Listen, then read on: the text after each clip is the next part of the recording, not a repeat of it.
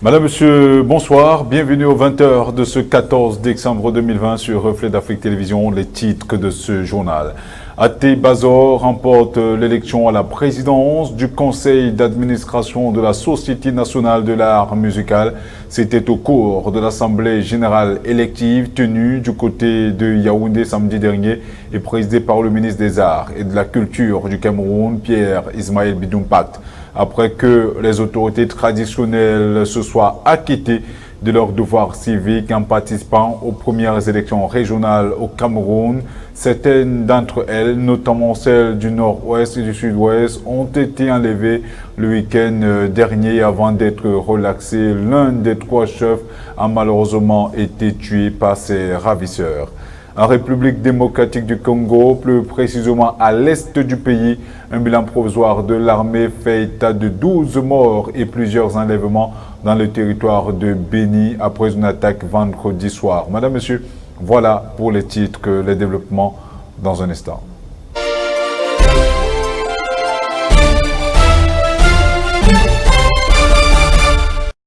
Bonsoir une fois de plus. Nous le disions en titre, après que les autorités traditionnelles se soient acquittées de leurs devoirs civiques en participant aux premières élections régionales du Cameroun, certaines d'entre elles, notamment celles du nord-ouest et du sud-ouest, ont été enlevées le week-end dernier avant d'être relaxées. L'un d'eux a malheureusement été tué par ses ravisseurs. Lestine Feba revient sur les circonstances de ces enlèvements. À peine une semaine après la tenue des toutes premières élections régionales au Cameroun, les autorités traditionnelles qui y ont pris part sont confrontées à l'insécurité alors que le gouvernement avait donné la certitude sur leur protection. Le 13 décembre 2020, les chefs des quartiers My 14, 15 and 16 dans la région du sud-ouest ont été enlevés par des hommes armés non identifiés jusqu'à ce jour, même si les habitants disent qu'ils ont été enlevés par des combattants séparatistes. Quelques heures après son enlèvement, le corps sans vie du chef Emmanuel Ikoum de la chefferie du quartier My 14 d'Ibanda a été retrouvé dans les buissons. Pour les populations des quartiers d'Ibanda, Bokova et Bolofamba, l'enlèvement et le meurtre des chefs traditionnels est abominable. La fonction de chef traditionnel dans ces régions anglophones a perdu son essence à cause de ces différents enlèvements et meurtres dont ils sont victimes au quotidien. Le samedi 12 décembre 2020, Sa Majesté Ifou Nelson Tete, chef de Kenjom, Ketingum, populairement appelé Smal Bakakim, a été kidnappé et son sort reste toujours inconnu. Ces différents enlèvements interviennent à peine un mois après celui du chef d'un sceau, Sa Majesté Sembi, lui aussi kidnappé par des hommes qui se sont identifiés comme des combattants séparatistes. Le 6 novembre 2020, le dirigeant traditionnel de Liwi, Malela, Sa Majesté Molinga Francis Nangor, a été assassiné par des hommes armés non identifiés dans son palais. Il faut noter qu'il est le deuxième chef traditionnel qui est assassiné à la suite de la crise dite anglophone. Le premier étant le chef Mbandandi Williams de Lokossa, village de Molif. L'implication des chefs traditionnels dans la sphère politique saurait-elle justifier ces différentes scènes de barbarie dont ils font l'objet au quotidien? La question reste cependant sans réponse. Les ateliers de validation du plan du développement stratégique de l'Université de Yaoundé 2 se sont tenus ce lundi 14 décembre 2020 au Mont Fébé, dans la capitale politique du Cameroun. La somme de 153 milliards de francs CFA a été allouée pour la mise en œuvre d'un plan de développement stratégique dans cette institution universitaire au cours du quinquennat 2021-2025. Le recteur de la dite université, le professeur Adolphe Mikwaché, a récemment évoqué avec la presse cette vision qui ambitionne de transformer d'ici 2035 cette institution universitaire en technopole des sciences sociales à l'échelle sous-régionale. À cet effet, un plan d'aménagement de 312 hectares est achevé. Les avant-projets définitifs pour la construction d'un campus social ont été validés. Les mémorandums d'attente avec les partenaires locaux et étrangers ont également été paraphés. Il annonce la construction de 22 500 chambres d'étudiants, un hôtel de 4 étoiles et un centre commercial. Até Bazor remporte l'élection à la présidence du conseil d'administration de la Société nationale de l'art musical. C'était au cours de l'Assemblée générale élective tenue à Yaoundé samedi dernier et présidée par le ministre des Arts et de la Culture camerounais Ismaël Pierre Bidoumpact. Liliane Foguen. L'artiste Até Bazor est celui qui présidera désormais aux destinées de la Société nationale camerounaise de l'art musical. À l'issue des votes coordonnés par Elections Cameroun, au cours de l'assemblée élective qui s'est tenue samedi dernier à Yaoundé, le candidat est sorti vainqueur avec 252 voix. Pour la fonction de PCA, 4 candidats étaient en lice, en l'occurrence Messi Ambroise, Até Bazor, Warsdé et Jean-Pierre Essomé, qui s'en est tiré deuxième avec 185 voix. Les 2 autres candidats ont respectivement eu 35 voix et 56 voix. Environ 750 artistes musiciens venus des régions du sud, du nord-ouest, du sud-ouest, du littoral, de l'extrême nord, de l'ouest et de la diaspora ont assisté à ce scrutin présidé par le docteur Pierre-Ismaël Bidunkwat, ministre des Arts et de la Culture. Outre l'élection à la présidence du conseil d'administration de la SONACAM, cette année, conformément au statut de l'institution musicale, d'autres organes spécialisés ont vu le jour.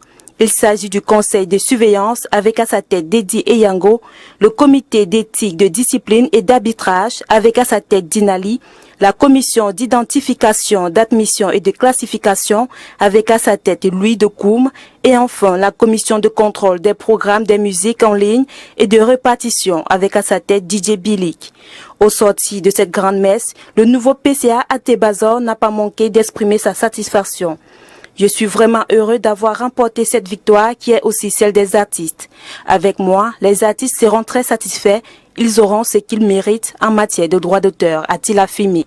Le ministre, quant à lui, a profité de l'occasion pour rappeler les missions du nouveau bureau exécutif de la SONACAM tout en le félicitant.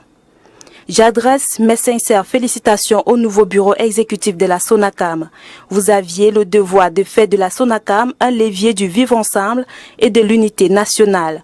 Vous avez la lourde mission de gérer de façon professionnelle et excellente les artistes, a-t-il ajouté. Il faut noter que le mandat du comité s'étale sur 5 ans.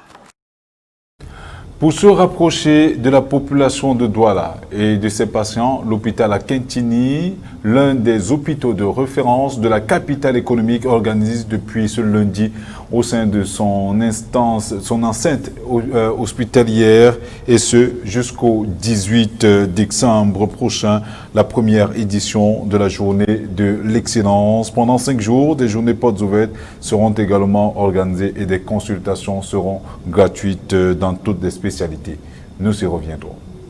Célestin Djamen, jadis secrétaire national aux droits de l'homme du mouvement pour la renaissance du Cameroun, un parti politique de l'opposition camerounaise, a annoncé ce jour sa démission lors d'une conférence de presse. Selon lui, il n'ira plus dans une 3e formation politique après près de 3 ans passé au Social Democratic Front et plus de 2 ans au MRC. Devant la presse nationale, il a dit n'avoir pas été écouté au sein des instances du parti politique qu'est le SDF. Je vous propose d'ailleurs de l'écouter au micro de notre reporter.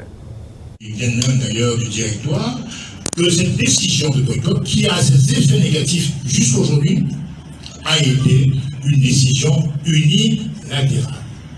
Une décision unilatérale.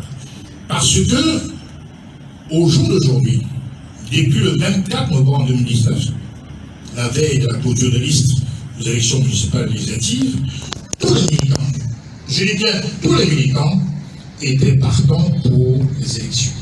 Tous les militants. Ils étaient gonflés à bloc parce qu'ils ont travaillé pendant 8 ans pour attendre ce grand moment. J'ai pensé à eux. J'ai pensé aux gens qui étaient à l'extrême nord, qui étaient à Maroua, qui étaient à Mora, qui étaient à Constama, qui étaient à Benja, qui étaient à Douala, qui étaient à Bouddha, qui étaient à Bafia, qui ont implanté des bases électorales.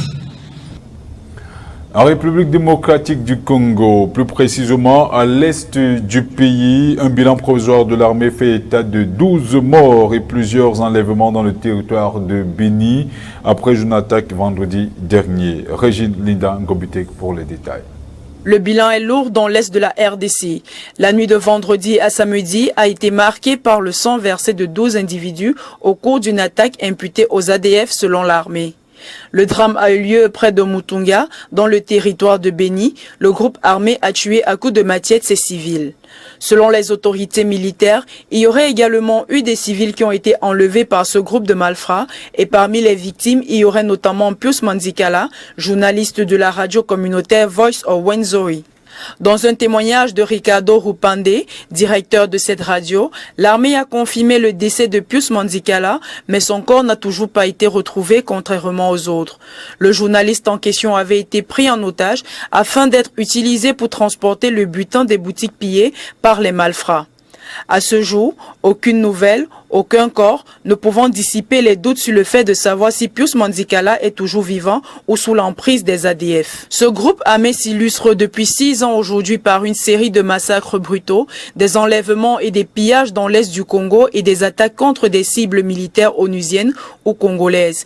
Ils sont considérés comme étant les plus meurtriers de la région et ne semblent pas vouloir cesser d'aussitôt de terroriser les populations.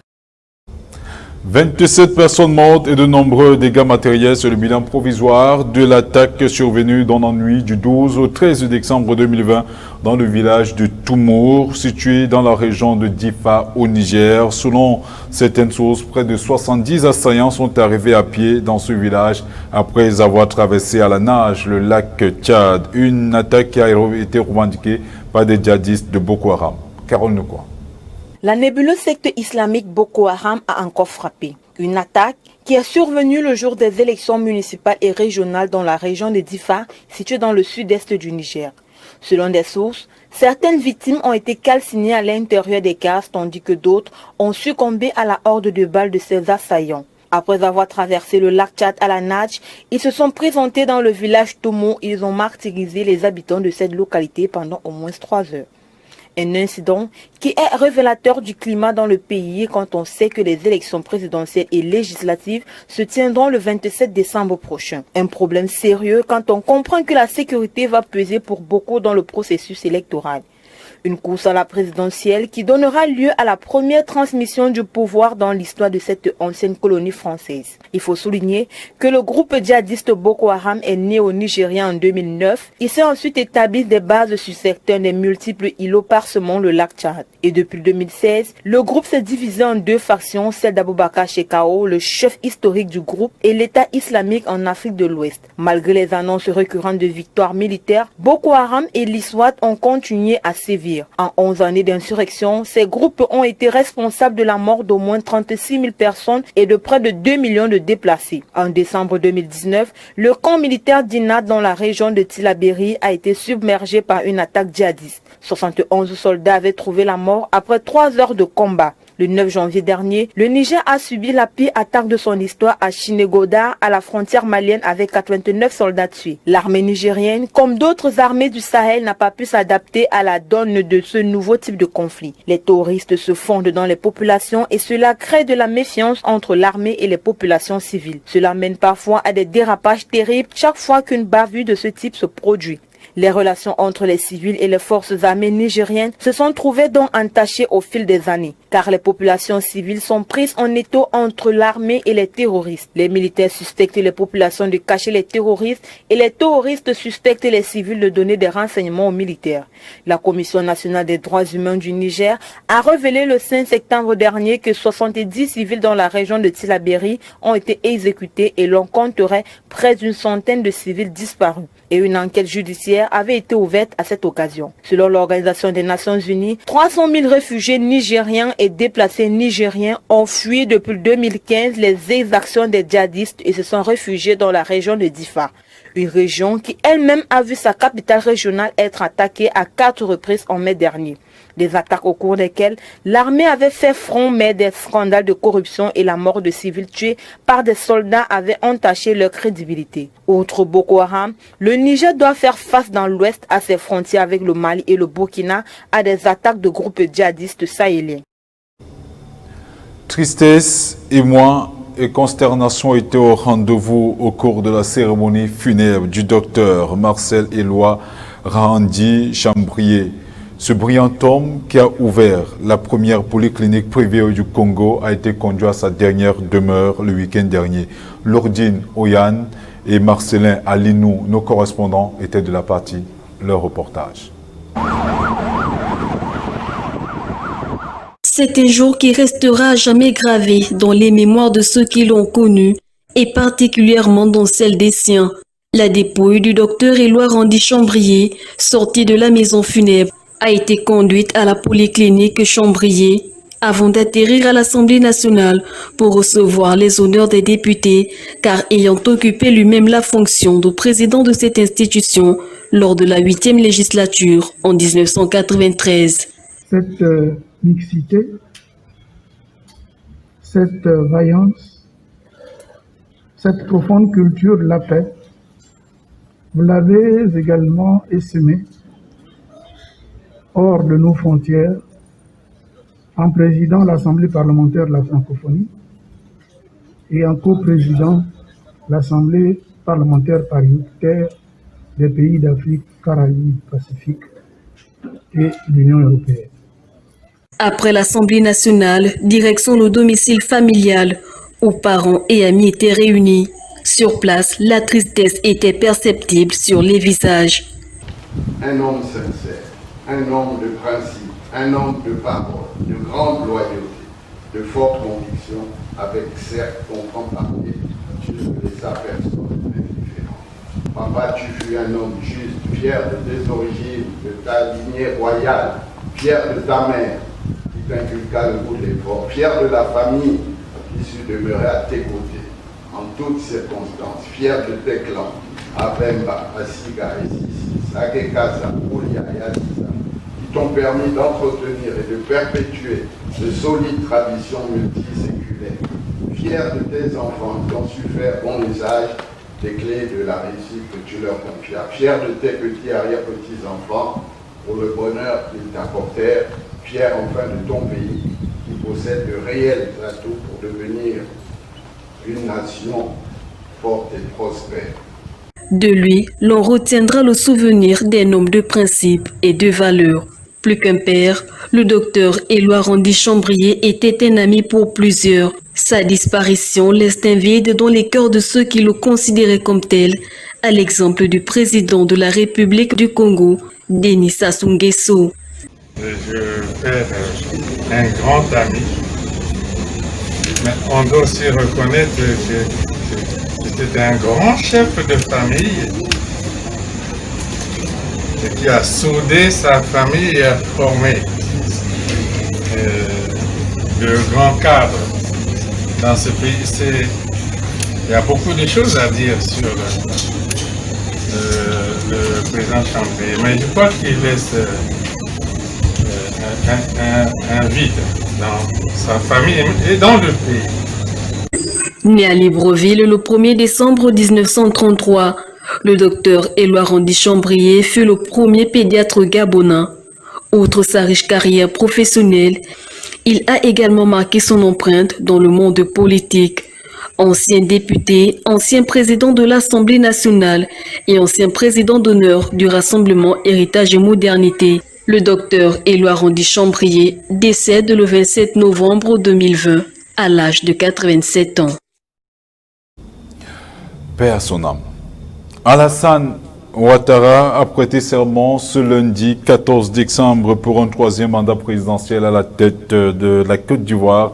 La cérémonie qui s'est tenue au palais présidentiel d'Abidjan avec près de 300 invités était sous forme d'une audience d'un conseil constitutionnel. Après son discours solennel et les honneurs militaires, il s'en est suivi un déjeuner officiel auquel ont participé une dizaine de chefs d'État tels que le Béninois Patrice Talon, le Togolais Faure Yassibé, le Congolais Denis Sassou Nguesso et le Ghanéen Nana Akufo-Addo, entre autres. La France était représentée par son ministre des Relations des Affaires étrangères, Jean-Yves Le Drian. Régine Linda Ngobitek pour les détails. Alassane Ouattara a donc prêté serment pour un troisième mandat. Il a juré de respecter la Constitution avec sa main gauche posée dessus et la main droite levée. La cérémonie s'est achevée en début d'après-midi. 13 chefs d'État africains étaient présents, parmi lesquels le Nigérian Mahamadou Issoufou, le Togolais Faure Gnassibé, le Ghanéen Nana Akufo-Addo ou encore le Burkinabé Roch-Marc Christian Kaboré. Des chefs d'État pour lesquels Alassane Ouattara a eu un mot. La France a été représentée par son ministre des Affaires étrangères, Jean-Yves Le Drian. On a également noté la présence de l'ancien président français Nicolas Sarkozy, qui avait soutenu Alassane Ouattara lors de sa première élection en 2010 et lors de la crise post-électorale en 2010-2011. Dans son discours, Alassane Ouattara s'est présenté en rassembleur et il a appelé notamment l'opposition à respecter le verdict des urnes. Après avoir prêté serment sur la Constitution, c'est le président du Conseil constitutionnel, Mamadou Koné, qui a pris la parole et a prononcé une longue allocution en revenant sur ce fameux débat sur l'égalité ou l'illégalité de la candidature d'Alassane Ouattara à un nouveau mandat. Par la suite, la grande chancelière Henriette Diabaté a remis le grand collier de l'ordre à Alassane Ouattara. Puis, il a pris la parole pour remercier les différents chefs d'État pour leur présence ainsi que les autres invités. Il est également revenu sur le scrutin du 31 octobre 2020 qui a donné lieu à des violences et des actes intolérables constitutifs d'infrastructures pénales, soulignant que ces actes graves ne resteront pas impunis. Dans son discours, Alassane Ouattara a aussi annoncé la création dans les jours à venir d'un ministère de réconciliation nationale. Il a demandé à son premier ministre Ahmed Bakayoko de relancer les discussions avec les partis politiques, notamment en vue des prochaines législatives prévues au premier trimestre 2020, bien que cela ne puisse pas satisfaire l'opposition qui demande que les discussions se fassent sous l'égide d'une grande organisation internationale.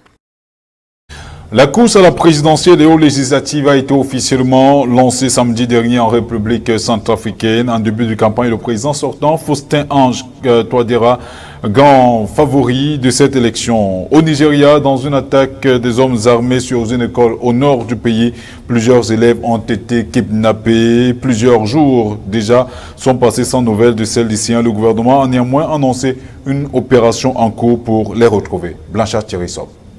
En République centrafricaine, en vue des élections présidentielles et législatives prochaines, la campagne a débuté samedi dernier.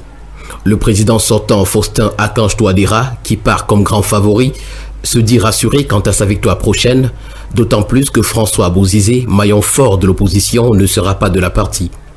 Dans son discours adressé aux partisans de son parti, le mouvement des Cœurs Unis, le MCU, il a indiqué s'être investi pour relever le défi sécuritaire qui est le problème majeur du pays et que progressivement tout s'arrangeait.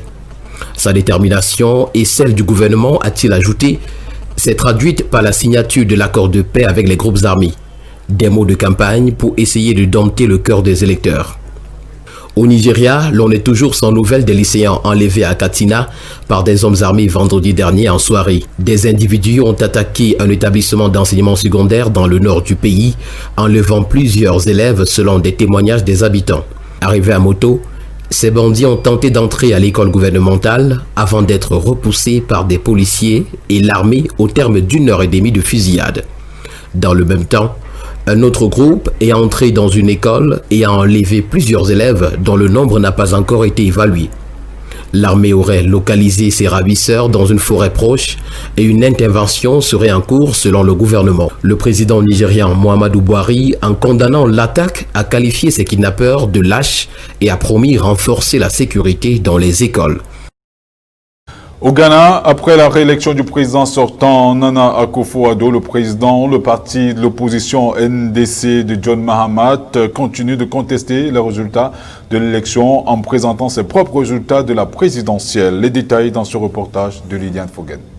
Après la bataille des mots, la bataille des chiffres, au lendemain de l'annonce de la victoire de son rival, le président sortant Nana Akufo-Addo, le candidat de l'opposition John Mahama a qualifié de frauduleux les résultats officiels communiqués par la commission électorale. Hier dimanche, son parti NDC a donné une conférence de presse censée exposer les erreurs de la commission électorale. Selon les calculs, Nana Akufo-Addo arrivait bien en tête du scrutin présidentiel, mais avec 49,62% des voix seulement, ce qui impliquerait la tenue d'un second tour entre le président sortant et John Mahama. La contestation porte aussi sur les élections législatives. Selon les résultats provisoires publiés par la commission électorale, le parti présidentiel aurait remporté 137 sièges au Parlement, tandis que le NDC en aurait obtenu 136. Mais d'après les calculs du parti d'opposition, le NDC aurait en fait remporté 140 sièges, soit la majorité du Parlement. De son côté, la commission électorale a admis avoir fait des erreurs dans ses calculs, mais affirme que cela ne ne change rien au résultat de l'élection présidentielle ni des législatives. Par ailleurs, les observateurs locaux et internationaux ont validé des conclusions de la commission électorale, mais ont regretté que le processus soit moins transparent qu'à l'accoutumée. On rappelle qu'en 2016, Nana Akufo-Addo l'avait remporté avec 53,8% des voix. 4 ans plus tôt, en 2012, cela avait été John Mahama avec 50,7% des voix. À cette époque, Nana Akufo-Addo avait contesté la victoire de John Mahama et déposé un recours devant la justice pour invalider les résultats.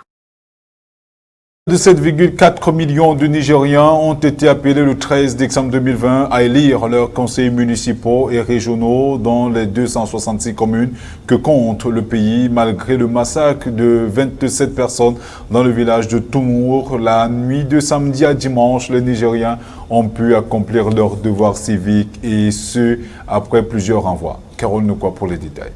Un retour aux urnes qui était très attendu par les Nigériens. Après plus de 10 ans d'attente, ces derniers ont enfin pu se rendre aux urnes pour élire leurs conseillers municipaux et régionaux. Près de 25 800 bureaux de vote ont été prévus par la Commission électorale nationale indépendante pour la circonstance. La journée du 13 décembre 2020 a été une journée très importante pour les électeurs nigériens. Malgré le massacre du village Tomo qui a fait près de 27 victimes, les Nigériens se sont rendus dans les urnes avec fierté pour accomplir leur devoir civique.